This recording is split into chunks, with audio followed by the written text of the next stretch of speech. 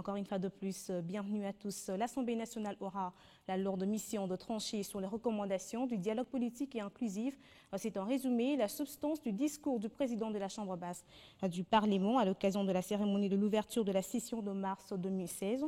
Les élus du peuple auront également sur leur table la poursuite des réformes législatives dans différents secteurs de la vie de la nation. Une session de plus vient de s'ouvrir ce mardi à l'Assemblée nationale.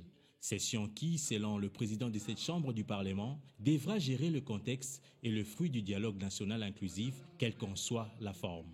Quels que soient les termes de référence du dialogue, l'agenda et les conclusions de ce forum, quelles que soient les interprétations des uns et des autres concernant ce haut lieu d'échange, ces recommandations et résolutions finales, c'est nous, les élus du peuple, qui allons finalement trancher.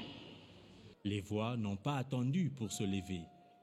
Si le dialogue aura lieu, quelle que soit la forme, alors le dialogue est d'avance dénaturé. Quand on dit quelle que soit la forme, donc ça peut être même un conglomérat.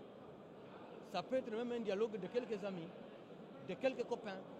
Et pourtant, nous voulons un dialogue qui réunit toutes les tendances, même les plus radicales possibles.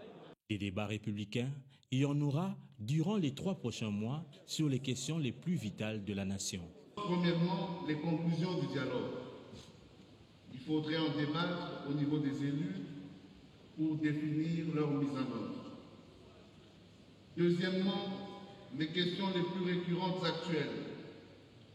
Il s'agit sur le plan sécuritaire de la poursuite des tueries, particulièrement en Ituri et au Nord Kivu, de la part des rebelles, des insurgés étrangers, bénéficiant malheureusement de temps en temps de la complicité de quelques compatriotes. Troisièmement, la problématique des 28 mesures du gouvernement destinées à juguler la baisse des recettes et à booster la croissance face à l'impérieuse nécessité d'appuyer conséquemment les nouvelles provinces et de prendre en charge plus efficacement les attentes sociales pressantes. Une idée appuyée par les cadres de la majorité présidentielle. Les députés nationaux vont également poursuivre des réformes législatives, notamment celles liées à la carrière du fonctionnaire, judiciaire et la question des adoptions internationales des enfants.